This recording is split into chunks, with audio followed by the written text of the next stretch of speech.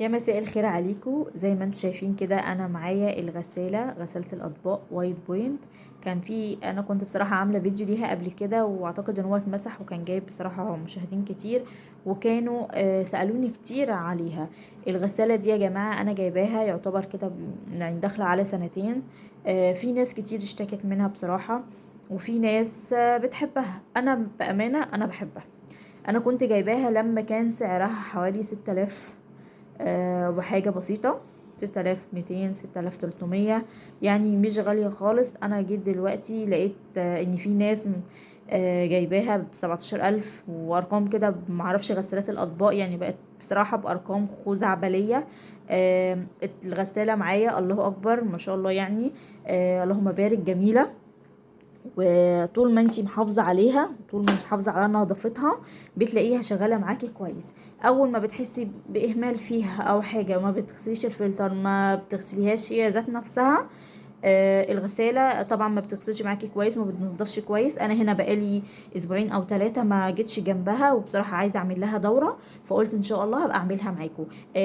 الغسالة زي ما انتم شايفين كده من جوه، اجيب لكم من جوه الاول بعد كده اجيب لكم من بره. تمام.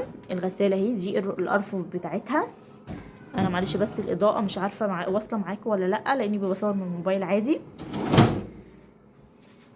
هي من جوه اهي، انا كنت غاسله فيها من شويه. ودي ده الفلتر بتاعها، ماشي. وده مكان الملح، وفي هنا برضو دي رشاشات في الجنب ليها. تمام. انا مش عارفه هي واضحه ليكم ولا لا، بس اعتقد انها واضحه اهي، يعني شايفين فيا فوق الحامل هي اللي هناك دي. تمام. دي كده دي الارفف بتاعتها، ما شاء الله جميله يا جماعه. هنيجي تاني، ده مكان الزيت. تمام. وده مكان الاريال. في حاجه بقى عايزه اقولها لكم. الاريال البودر، لو بتستعملي بودر، انا كان ساعات ده بيبقى مبلول فما كنتش بحط فيه. بعمل ايه بقى؟ احنا بنحط معلقه واحده بس اريال باودر، بحطها هنا في الارضيه. تمام. في ناس كتير هتقولي هتحطيها في الارضيه ازاي؟ لا، بتتحط يا جماعه، وما بتخليش الكوبايه تجير. وبصراحه تجربه انا كنت شفت حد نزلها حلوه جدا. دي حاجه. لو بتستعملي القرص، انا استعملت كل الاقراص وكل انواع فينش ولودفك وفري، استعملت كل حاجه. وان شاء الله هقول لكم في فيديو تاني عن الحاجات دي كلها، وهي كلها عندي، وهوريكم الاحسن فيهم. تمام. تعالوا بقى هنا ايه للبرامج بتاعتها. الغسالة هنا تاتش، هنا بيظهر لك كل حاجة عنها. انتي هنا لما بتزودي وهنا وبتنقصي. تمام. ده زرار بتاع الايه التشغيل، ده زر التشغيل، ده لو هتشغلي الغسالة نص حمولة. عندك دي اللمبة بتاعة الزيت، ودي اللمبة بتاعة الملح. عندنا هنا التايمر بتاعها، انا دايما حطاه على ايه سوبر 50. ليه مثبتاه على سوبر 50؟ لاني انا سمعت ان اي غسالة بقرة ممكن تبوظ منك. تمام.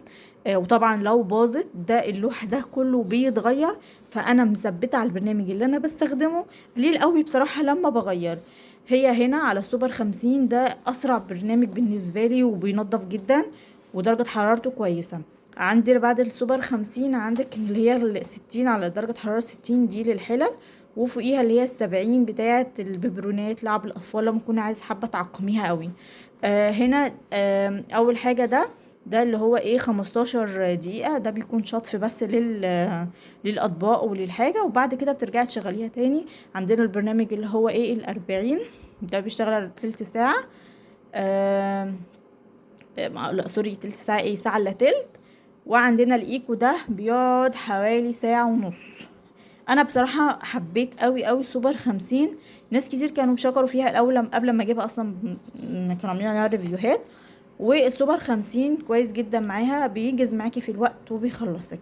ان شاء الله في فيديو تاني هوريكم ازاي ترصوها، واوريكم كمان المسحوق بتاعي. انا دلوقتي ثابته جدا على لطفك، وثابته كمان على فري.